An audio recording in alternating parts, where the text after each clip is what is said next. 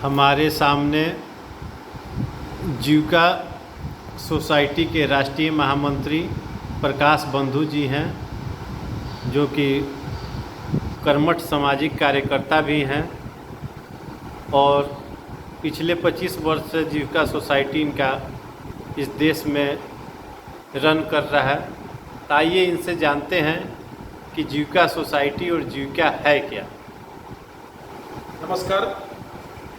जीविका का शाब्दिक अर्थ होता है जी फॉर जीवन, वी फॉर विकास और क फॉर कार्यक्रम, यानी जीवन के विकास के लिए जो कार्यक्रम है वही जो जीविका है। अगर दूसरे शब्दों में कहेंगे, जीवन यानी life, development, P for programme. जीवन के माने लाइफ के डेवलपमेंट के लिए जो कार्यक्रम हम करते हैं वही जीविका है। और जीविका के बिना देश का इकोनॉमी चल ही नहीं सकती है। बच्चा जन्म लेता है और मृत्यु पर्यंत तक जीविका उसके साथ जुड़ी रहती है। भारत वर्षों वर्ष सोने के चिड़िया रहने का इसका इतिहास रहा है कि भारत ने जीविका को गंभीरता से लिया है और हम 2 करोड़ वर्ष तक पूरी दुनिया पर राज किए हैं। और मुझे लगता है कि जीविका के शाब्दिक अर्थ इससे बेहतर कुछ हो नहीं सकता है। मोदी गवर्नमेंट तीसरी बार इस देश में बनी है, तो मोदी 3 पॉइंट से आपकी क्या अपेक्षा है और इसके कार्यों को आप कैसे देख रहे हैं? देखिए, ये सरकार की जो उपलब्धि है विभिन्न क्षेत्रों में अच्छा उपलब्धि, जैसे डिफेंस के क्षेत्र में इसने बहुत सुंदर उपलब्धि किया। ये 57 देशों में निर्यात किया अपना हथियार। भारत देश का दुनिया का सबसे बड़ा आयातक देश रहा, लेकिन आज भारत एक निर्यातक, खासकर हथियार के क्षेत्र में, एविएशन के क्षेत्र में उन्हें माने निर्यातक के रूप में ये जाना जा रहा है पूरा दुनिया में।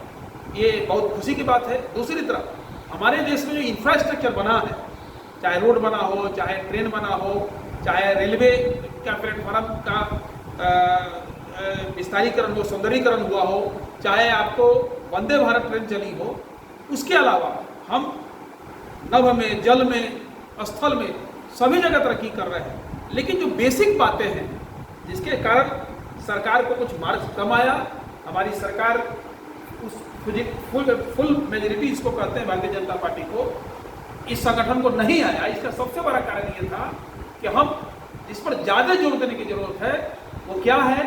हर हाथ को काम, हर खेत को पानी, हर मुंह को निवाला। उसमें इस देश के नौजवानों को हर हाथ को काम देना।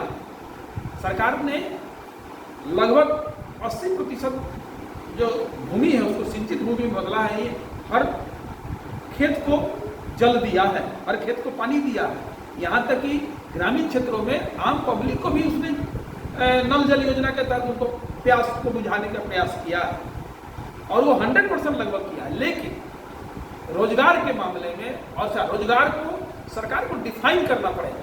पूरे देश भर में कुल पब्लिक सेक्टर, प्राइवेट सेक्टर मिलाकर और MNC जो इंडस्ट्रियल सेक्टर है उसको भी मिलाकर भारत में 8% रोजगार है।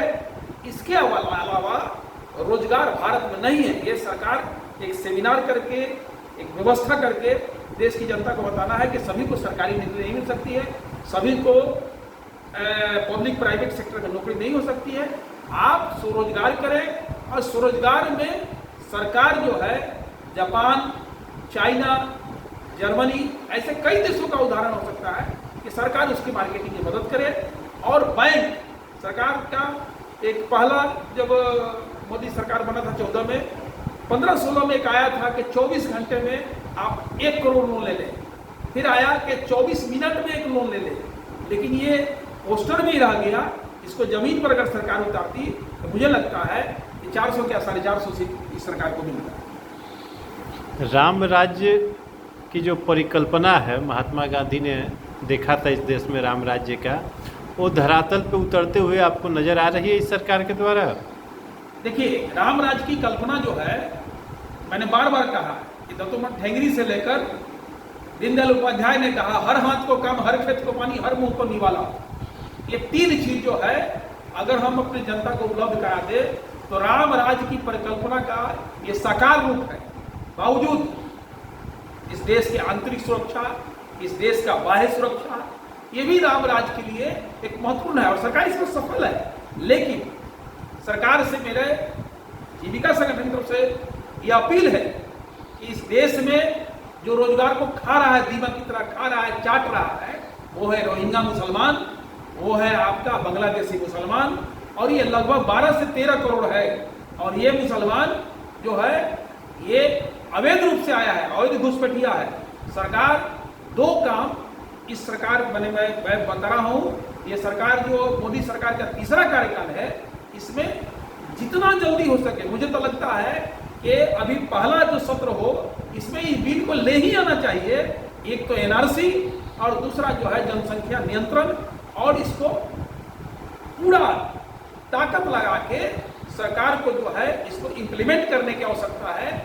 और ये जैसे हो जाएगा तो 13 से 14 करोड़ के आसपास, मुझे लगता है कि अब वो अच्छा से हम डाटा देखेंगे तो 15 करोड़ भी जाएगा। ये सब लोग जो है जो भारत में अवैध रूप से घुसपैठ हैं, ये रोजगार को खा रहे हैं। और खासकर मनरेगा कर्मी जो हैं अपने देश में, जो रोजगार सेवक के रूप में जानते हैं, लेकिन सेवक को भिखमंगा बना दिए हैं आप। उस सबसे अधिक ग्रामीण क्षेत्र रोजगार का सृजन करते हैं, उनको सरकार जो उनके बेसिक मांगे हैं, जो सपोर्ट है वो करे, तो ग्रामीण क्षेत्रों में रोजगार का सृजन अच्छा हो सकता है, जीविका लोगों को अच्छा मिल सकता है। और सरकार की योजना जो है बहुत ही सराहनीय योजना है। लेकिन सरकार जो है ये जो अनुवांछित लोग आए हैं